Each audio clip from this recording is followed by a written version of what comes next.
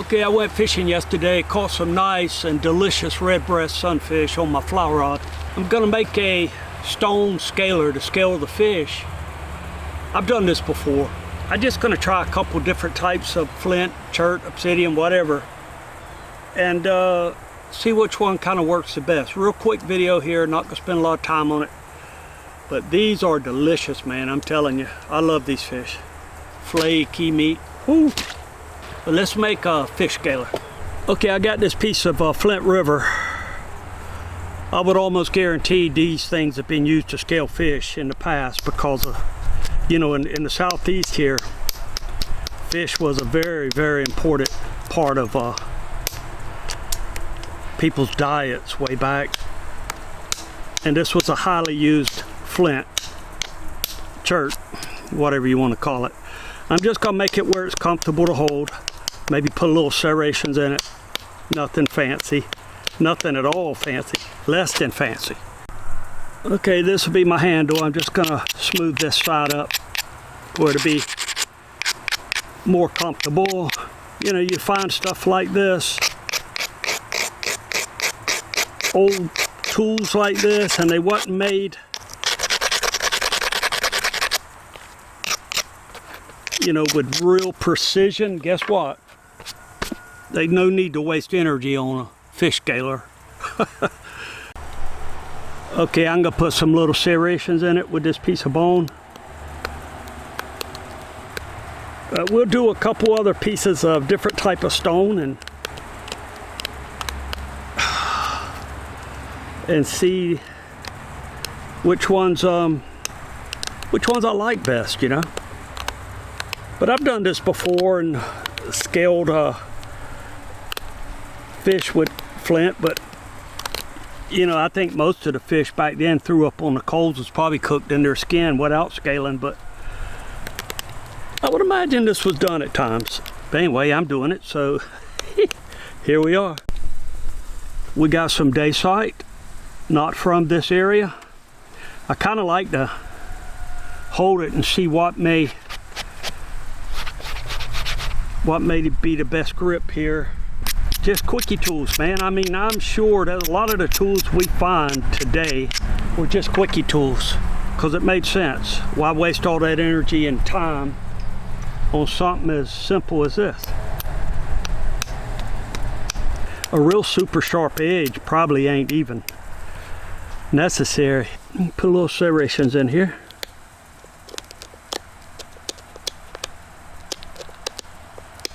You know, you say, well,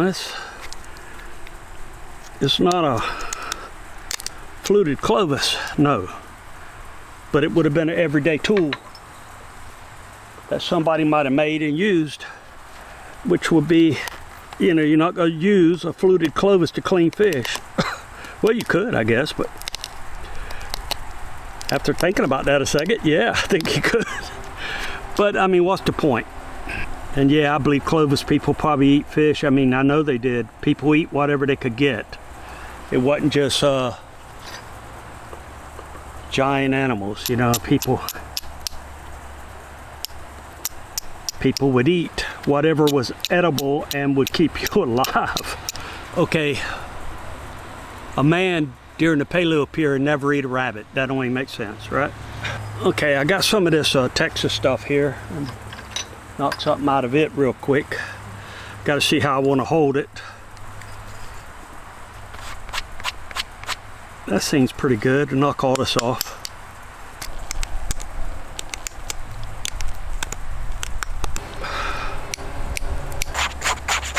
That looks pretty good. Let me knock this off. I don't like the way this feels here. This is a chalky piece of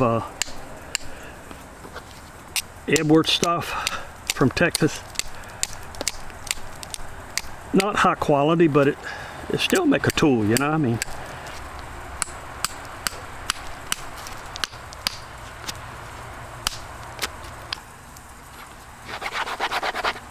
That feels pretty good.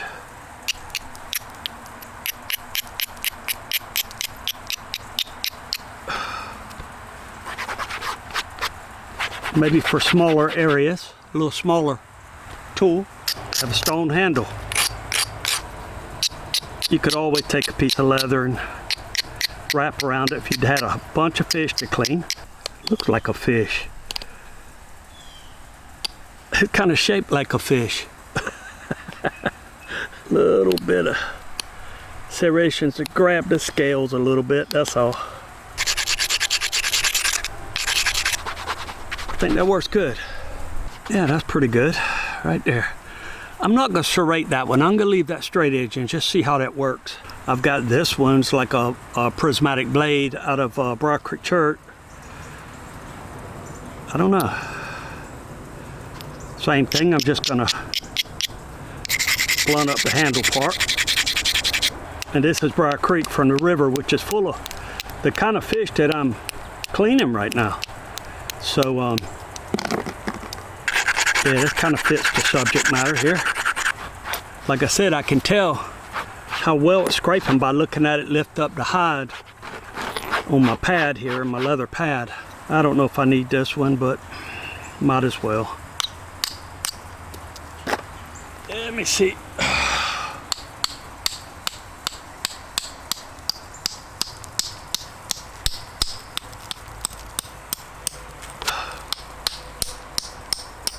All right, this one, little fish knife. Let's see. Oh yeah, that feels good. Good little feel to my tool. I bet that'll work good. Feels good. A little chalky, but it's all right. Let's try this Flint River.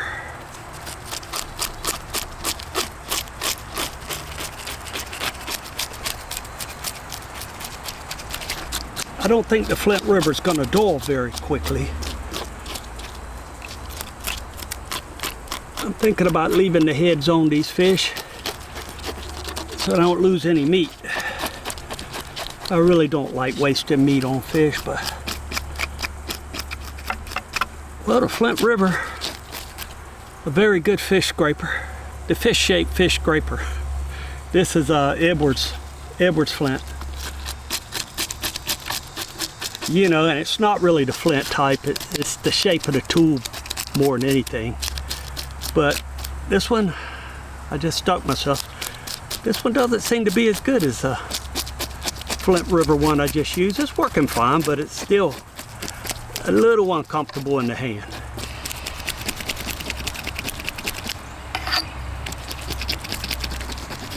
Yeah, that's okay. It's just a little uncomfortable in the hand.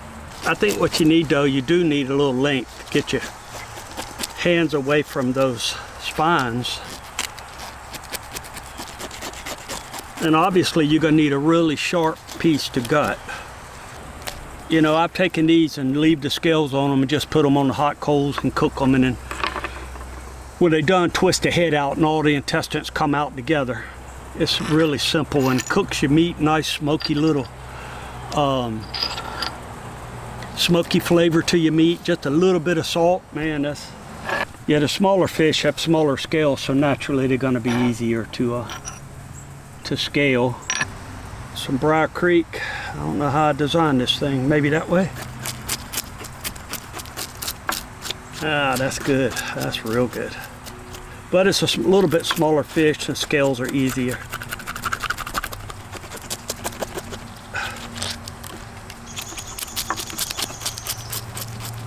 It's always such fun, you know, fun experimenting.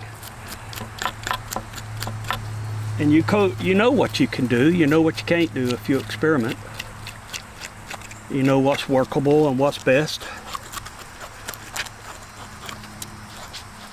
And I've always done this kind of stuff. This ain't the first fish I ever cleaned with flint. That Briar Creek worked exceptionally well. Just using that square, that straight little, really straight natural edge right there worked really great. Let me try this little, well, I don't know. Let's try it. Little flake right here. Harder to grip, but works super fine with the natural edge. Take your time, it's not a problem, but be nice on the handle. You know, if you just made a quickie handle for it, which would be very easy to do. Any kind of stick. piece of cane or something.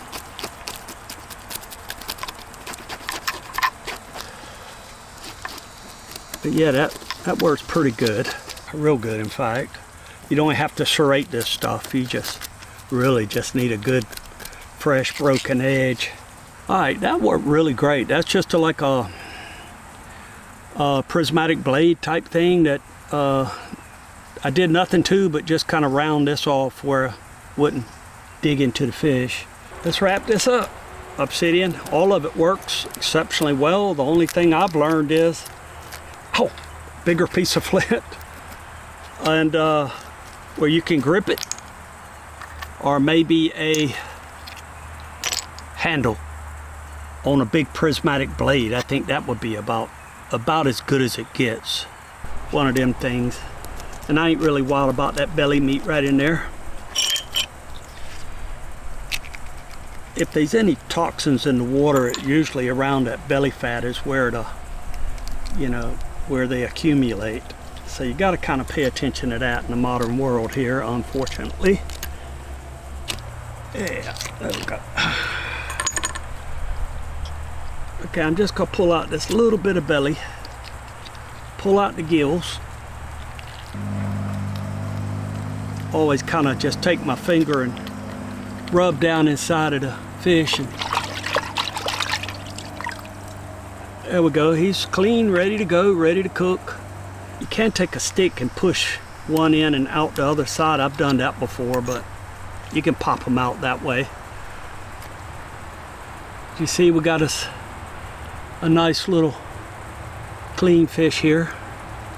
No scales, no guts, and we didn't lose any meat. Now that's really the way to go. Push in from the other side. I can get up under that eyeball. Do you see? I push in from the other side, and we can slice this belly. Like I said, I kind of get rid of the belly meat because today's world, unfortunate world, if there's any toxins in fish, they accumulate in the fatty areas around the belly. I like my fish really clean though. I mean, I go in there and I rub all that blood and stuff out. Cut the butthole out if you want. I rub all that bloody stuff. It ain't necessary, but I think it helps the fish taste a little bit better when you get it really clean, you know.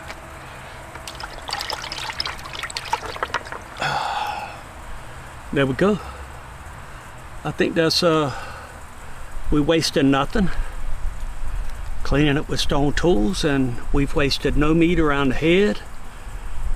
The only thing we lost was, the butthole and the belly meat right there, but who cares?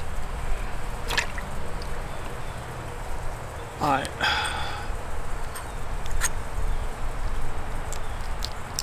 There's the eyeball. Now you can eat those, but he'll be watching you eat him. Yeah, look at that. Just bring it down.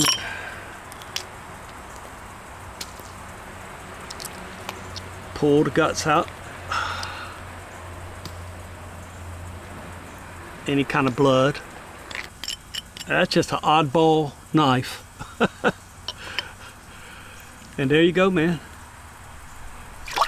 Now the red breast, this is actually a female.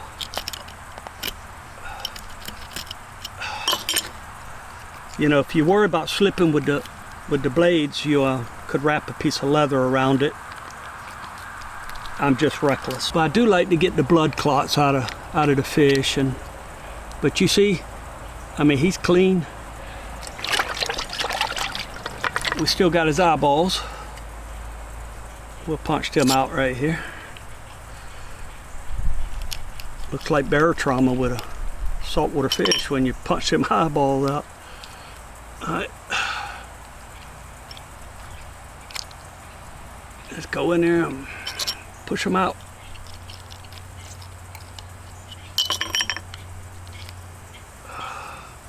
Yeah, it just goes to show it don't take much of a fancy knife either. I mean, you're just trying to open up the lower jaw, and we can kind of come in here and cut that a little bit if we want. Pull the gills, belly.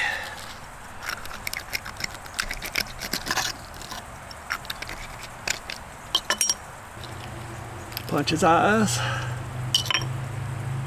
I busted that one.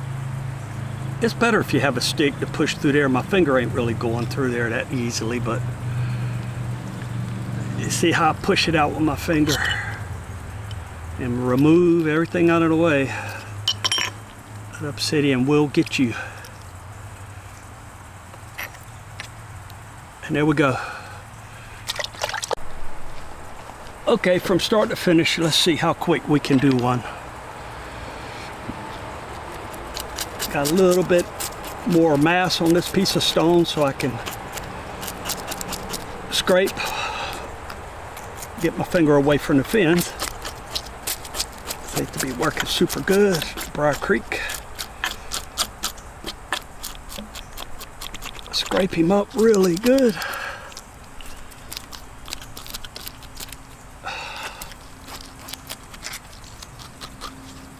Top, bottom here.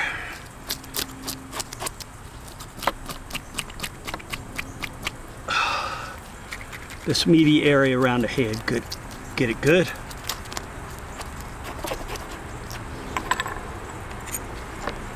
All right. Cut this jaw, disconnect that.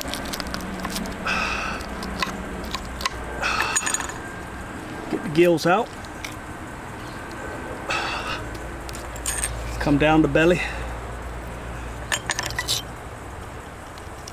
For actually filleting and cutting the obsidian seems to be the, I mean, you know how wicked sharp that is. See, that belly meat's nothing there, guys. I mean, if you was starving, yeah, I mean, but in our modern rivers, you need to be careful. Limit how much you eat, actually. I mean, they say it in the fish consumption guidelines, you know, which is almost ridiculous what's going on, but I got no control over that.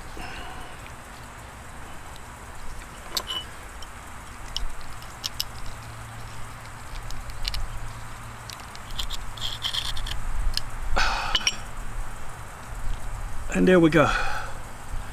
Nice and clean. We wasted nothing. A little bit of stomach, but nothing there. Cook him like that, he's gonna be wonderful. And that's really as fast as anything, tell you the truth. Stone tools are very useful, you know, because you can take them and turn them, and oh, you may want to scrape with this, you may want to punch with that, you may want to slice. That's a good one. You just got to be careful with the edges. Okay, that was fun. Got some good eating fish. It's just fun to do it with stone tools, and if you're into survival or, you know, Stone Age technology, you got to kind of use it to understand how it's used. So yeah, it was fun to do. Got some great eating here, so see you on the next video.